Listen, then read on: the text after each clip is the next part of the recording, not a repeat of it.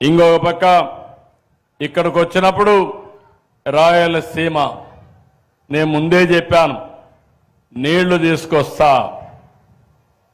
నిన్నే కుప్పానికి తీసుకెళ్ళాం.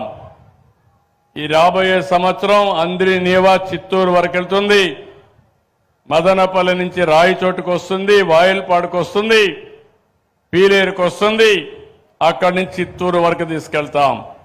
అదే సమయంలో రాబోయే సంవత్సరం నగరి గాలేరు కడప వరకు వస్తుంది. ఆ తర్వాత రాజంపేట తీసుకొస్తా. 3 ఏళ్లలో కోడూరు కూడా తీసుకెళ్తామని మీ అందరికీ హామీ ఇస్తున్నా. ఇదే కాదు, సాగునీరు ఇస్తాం, పరిశ్రమలు వస్తాయి, పెట్టుబడులు వస్తాయి, ఉద్యోగాలు వస్తాయి. డ్రిప్ ఇరిగేషన్ అయితే 90% సబ్సిడీ ఇస్తున్నాం. రాయలసీమలో ఇప్పుడు కూడా నేను చూస్తే రాజంపేటలో కూడా వ్యవసాయం తగ్గింది, హార్టికల్చర్ పెరిగింది, డైరీ పెరిగింది, అదే మాదిరిగా లైవ్ స్టాక్ కూడా బాగా పెరిగే పరిస్థితికి వచ్చింది.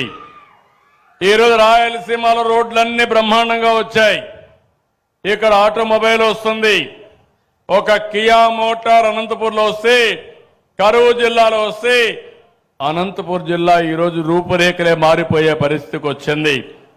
అలాంటి దీనికి మనం శ్రీకారం చుట్టాం.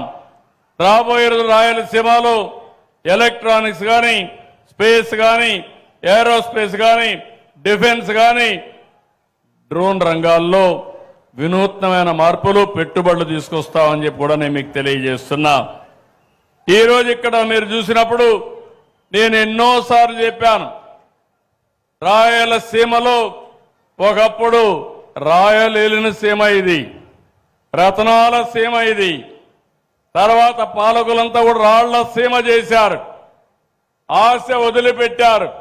మొట్టమొదటిసారిగా ఈ రాయలసీమని కాపాడాలని ఆలోచించిన వ్యక్తి, నీళ్లు ఇవ్వాలని ఆలోచించిన వ్యక్తి, ఇవ్వచ్చని దారి చూపిన నాయకుడు నందమూరి తారక రామారావు గారని చెప్పి నేను మీకు తెలియజేస్తున్నా. అక్కడి నుంచి ప్రారంభమైంది. ఈరోజు నేను వచ్చిన తర్వాత అన్ని ప్రాజెక్టుల్ని ముందుకు తీసుకుపోతున్నాం. ఈసారి జూలైలోనే నీళ్లు ఇచ్చాం, అన్ని రిజర్వాయర్లకు నీళ్లు పెట్టాం. ఇప్పటికే 85% రిజర్వాయర్లన్నీ పూర్తయినాయి. ఇంకో పక్క రాయలసీమని రతనాల సీమగా తయారు చేయడానికి ఇండియాలోనే కాదు ప్రపంచంలోనే ఒక హార్టికల్చర్ హబ్ తయారు చేయడానికి ముందుకు పోతున్నాం. ఇవన్నీ వస్తే ఈ రాయలసీమలో కరువు అనే మాట ఉండదు, నీళ్లు పుష్కలంగా వస్తాయి. అందుకే ఇంకొకటి ఆలోచించాను. నా ఆలోచన ఇప్పుడు కాదు, 25 ఏళ్లకు మునిపించి ఆలోచిస్తున్నాం. ఏదైతే గంగా నది నుంచి కావేరి వరకు నదుల అనుసంధానం జరగాలి. ఈరోజు మీరు రోడ్లు చూస్తున్నారు, ఒకప్పుడు అధ్వానమైన రోడ్లు, ఈరోజు రోడ్లు బ్రహ్మాండంగా వచ్చాయి. ఇంకో పక్క ఒకప్పుడు ఫోన్లు పనిచేసేటివి కాదు, ఇప్పుడు సెల్ ఫోన్లు పెట్టుకునే పరిస్థితికి వచ్చాం. ఇవన్నీ కూడా సంస్కరణల వల్ల వచ్చిన ఫలితాలు ఇవన్నీ.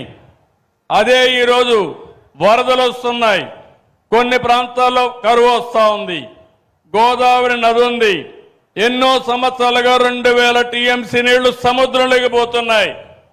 రాయలసీమ ఉంది, నీళ్లు రాకుండా, పంటలు వేయకుండా, మొన్నటి వరకైతే అనంతపూరు ఎడారిగా మారిపోతుందనే పరిస్థితికి వచ్చారు. అనంతపూర్లో 400 మిల్లీమీటర్ల వర్షపాతమే పడుతుంది.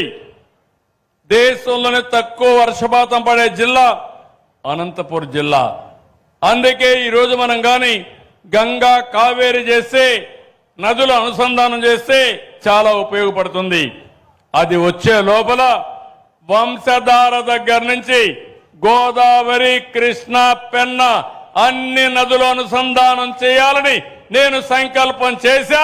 అది చేస్తామని మరొకసారి మీ అందరికీ హామీ ఇస్తున్నా.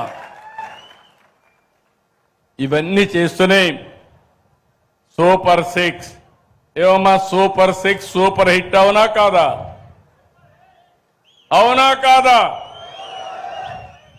గట్టిగా చెప్పండి తల్లి, మీకోసం ఎంతో కష్టపడుతున్నాం. 15 నెలలు ధైర్యంగా గర్వంగా చెప్తున్నా, సంక్షేమానికి సాటి లేదు, అభివృద్ధికి అడ్డు లేదు, సుపరిపాలనకు పోటీ లేదు. అవునా కాదా అని మిమ్మల్ని అడుగుతున్నా. పింఛన్లు పెంచామా లేదా? చెప్పిన ప్రకారం ఇచ్చామా లేదా?